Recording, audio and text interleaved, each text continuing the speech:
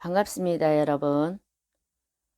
예언 사역을 할 때나 혹은 예언 사역을 받을 때 우리는 다른 영의 역사와 성령의 역사를 잘 분별하는 것이 매우 필요하고 또 아주 중요합니다.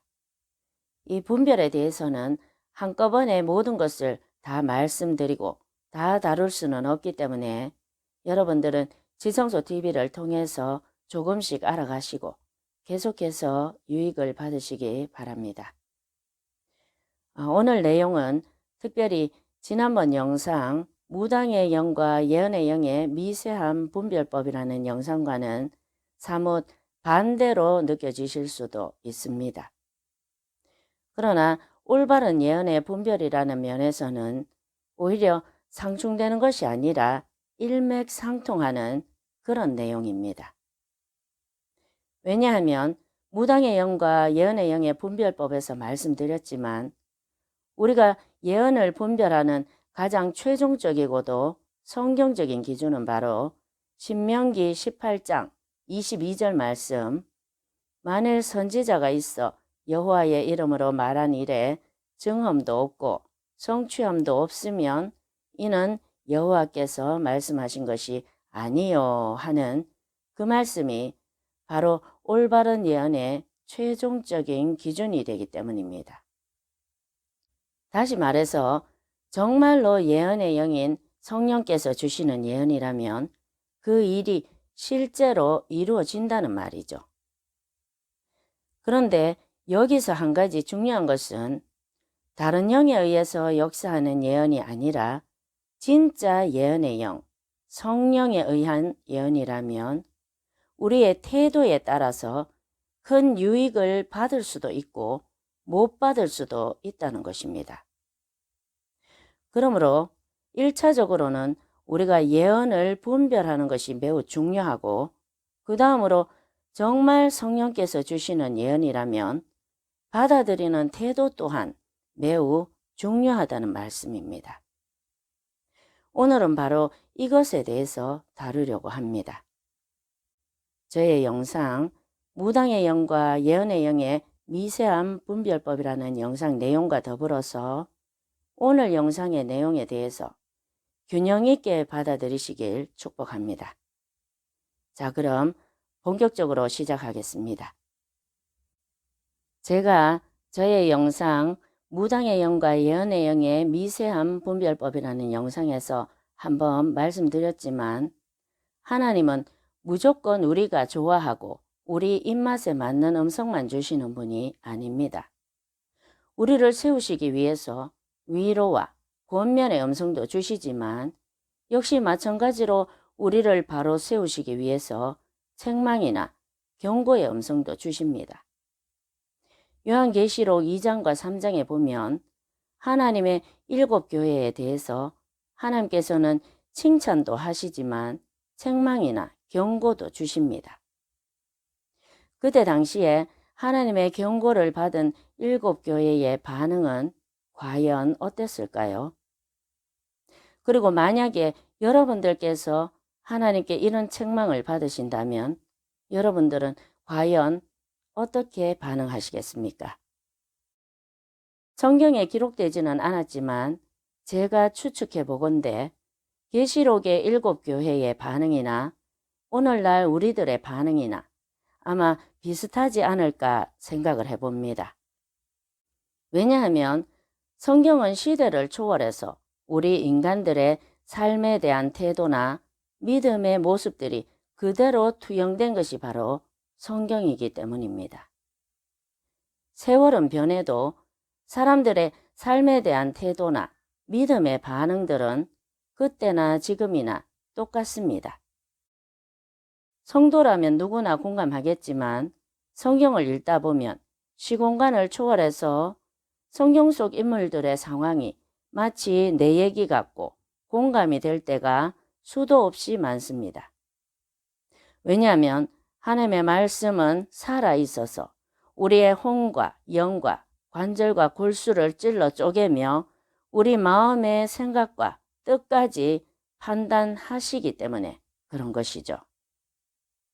이런 이유 때문에 많은 목사님들이 하나의 말씀을 읽을 때는 단순히 과거에 기록된 옛날 이야기처럼 완성형이나 과거형으로 읽지 말고 바로 지금 이 시간에 나에게 주시는 레마의 말씀, 현재 진행형으로 읽어야 한다고 가르치시는 것입니다.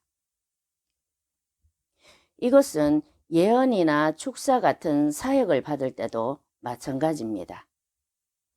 정말로 하나님으로부터 나온 예언이라 할지라도 사역을 받는 사람이 하나님의 경고나 책망을 받아들일 자세가 안 되어 있다면, 그리고 그 사역자를 신뢰하지 않거나 마음을 열지 않는다면 그 사람에게는 아무런 일이 일어나지 않을 수도 있고 유익을 받지 못할 수도 있습니다.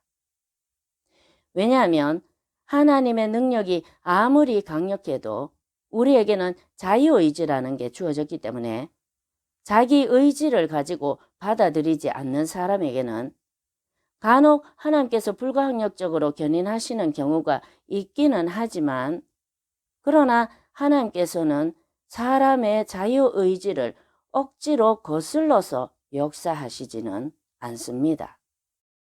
왜냐하면 성령께서는 강력한 파워를 가지신 분이시지만 동시에 아주 예민하시고 또 인격적인 분이시기 때문에 그렇습니다.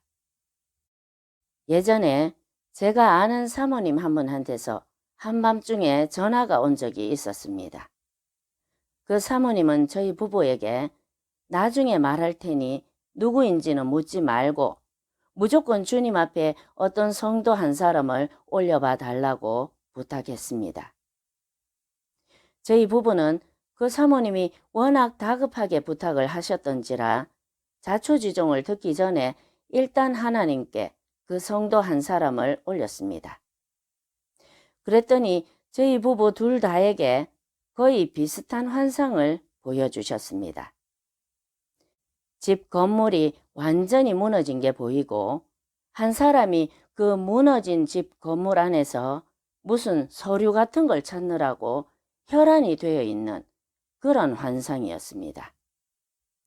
그 사모님에게 자초지종을 들어보니 어떤 성도가 그 사모님에게 예언사역을 부탁해서 기도를 해줬더니 노발대발하면서 그 사모님에게 공격을 퍼부었다는 그런 이야기였습니다. 그래서 그 사모님이 혹시 자기가 본 환상이 잘못 본 건 아닌가 하고 마음에 낙심이 되어서 한밤중에 저희 부부에게 전화를 했던 것이었습니다. 그 성도의 사연에 대해서 자세하게 들어보니 그 성도가 자신의 어떤 잘못 때문에 다른 사람에게 법적인 소송을 당한 상태였고, 그런 상태에서 그 사모님에게 예언을 부탁했던 것이었습니다. 그래서 그 사모님이 하나님께서 보여주신 대로 회개를 하라 이렇게 예언을 해줬더니 그 성도가 노발대발하면서 공격을 퍼부었던 것이었습니다. 그때 저희 부부에게도 역시 환상을 비슷하게 보여주셨고 그 성도가 하나님 앞에 겸손하게 엎드려야 할 때라는 것도 당연히 알아졌습니다.